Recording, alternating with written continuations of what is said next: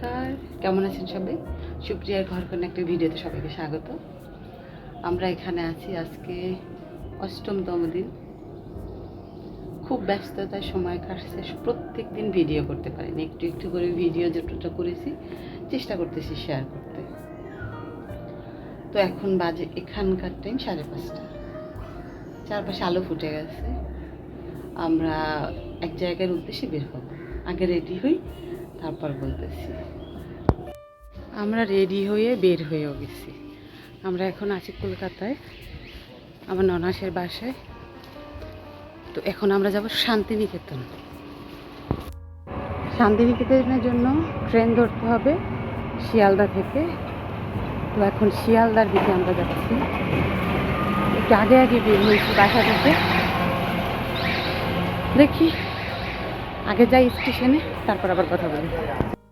আমরা খুব ভোরে বের হলাম যাতে একদমই তাড়াহুড়া না লাগে, কিন্তু ওই তীরে এসে লাগলো তারা।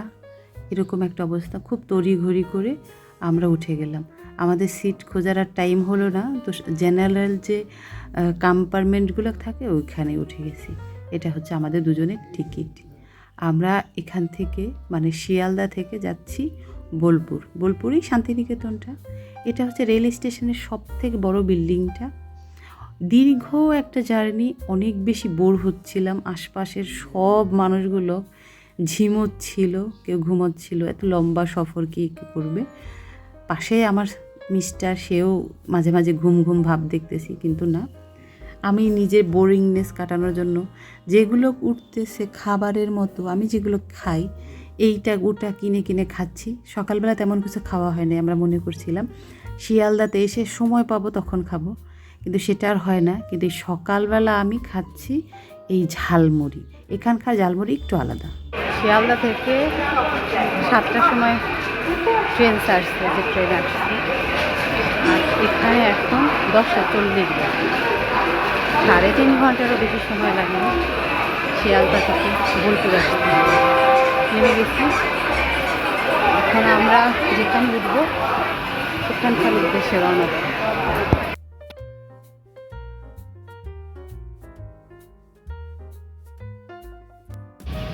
আমরা শান্তিনিকেতন উঠেছি ওর বন্ধুর বাড়িতে। সেখানে গিয়ে আগে ব্যাগ রেখে ফ্রেশ হয়ে সকালের খাবার খেয়ে লুচি তরকারি এরপর আসছি। ওর এটা হচ্ছে বিশ্ববাড়িতে থেকে পড়াশোনা করছে, ওর এখানে আলাদা একটা টান আছে। করোনার পরে ওর আসা হয়নি, এবার প্রথম আসছে। তো ডাক্তার দেখাইতে আসুক আর যা আসুক, এখানে ওর আসতেই হবে। আসছে তো ওর ফেমাস যে চায়ের দোকান, দশরাতের চায়ের দোকান, সেখানে চা খাচ্ছে। আমি একটু আশপাশে ঘুরে ঘুরে দেখছি।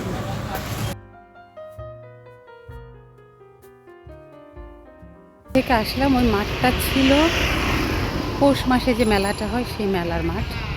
এখন আসছে ওর ডিপার্টমেন্টে। হেঁটে হেঁটে আসলাম। ক্যাম্পাস তো অনেক বড়।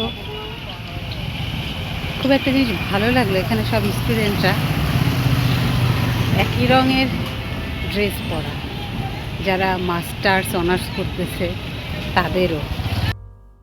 সব জায়গায় ভিডিও করা যায় না, তো যতটা করা যাচ্ছে ততটাই করছি।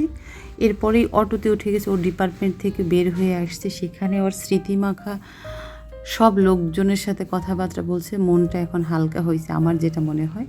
অন্য জায়গায় এখন যাচ্ছি, দেখি কোথায় নিয়ে যায়। ভাই, আমি কি বিশ্বভারতীতে আসলাম নাকি সেই লোকের গ্রামে আসলাম বুঝলাম না। আমি বোকা বনে গেছি।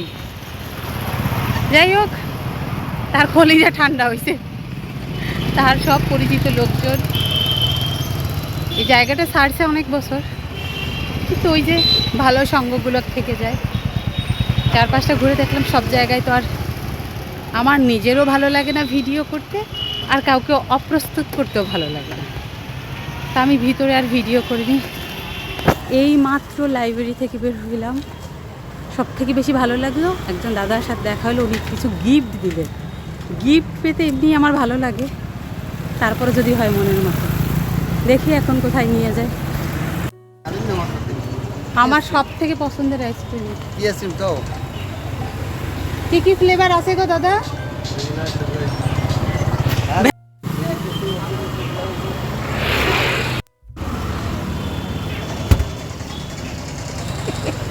এটাকে নাকি তিনকড়ি পাহাড় বলে, বিশাল এক বটবৃক্ষ। আমি জানি না কেন বলে। এই জায়গাতে রবীন্দ্রনাথের বাবা ধ্যান করতেন। বেশ ভালোই, 4-5টা। এটা হচ্ছে একটা মন্দির। প্রত্যেক বুধবার সকালবেলা এখানে প্রার্থনা হয়। আমার নিমন্ত্রণ আছে। এই মন্দিরে আমার নিমন্ত্রণ আছে আগামী বুধবার, হয়তো আমি থাকবো না। এই বাড়িটা নাকি প্রথম বাড়ি রবীন্দ্রনাথের। এখন ভিতরে যাওয়ার পারমিশন নেই, একটা সময় ছিল ভিতরে যেতে পারতো। আমি বাইরে থেকে দেখতেছি। এটা আগে ওপেন ছিল। এই যে এখানে যে নোবেল চুরি হইল তারপর থেকেই চলে আসছে কাটা তারার বেড়া। সে এখানকার এক্স স্টুডেন্ট বিধায় আমি সব জায়গায় ঢোকার পারমিশন পাচ্ছি, যে জায়গাগুলোকে সাধারণ মানুষ যেতে পারছে না। যাই হোক, এদিক ওদিক ঘুরে দেখছি। এবারে ভোরবেলা থেকেই আমাদের জার্নি শুরু হয়েছে। জার্নিটাতে অনেক টায়ার্ডনেস থাকে, কিন্তু এখানে এসে এখানকার পরিবেশ দেখে সেটা না মুগ্ধ হয়ে গেছে। তার থেকে বেশি মুগ্ধ হয়ে গেছি এই বাড়িতে এসে। এটা ওর ফ্রেন্ডের বাড়ি। তারা যে এত অমায়িক, আমাকে যে আগে কখনো দেখেনি, এদের কথায় কিন্তু সেটা মনেই হয় না। সত্যি বলতেছি, এত ভালো লাগলো। দিদি হচ্ছে খুবই ভালো। তারা ওখানে বসে আছে, আমি তাই ভাবলাম এখন একটু ক্যাপচার করি। তো আমি এখন টপ বারান্দায় আছি, ওদের একটু ব্যালকনি আছে সেখানে। বলতেছে ছাদে যেতে, ছাদে গিয়ে যেতে একটু দেখি, দেখা যাক। খুব সুন্দর। একজন শৌখিন মানুষ হলে এরকম একটা পরিবেশ তৈরি করতে পারে। আমার সেটা মানে নিজের ভিতর থেকে সেটা ফিল হচ্ছে।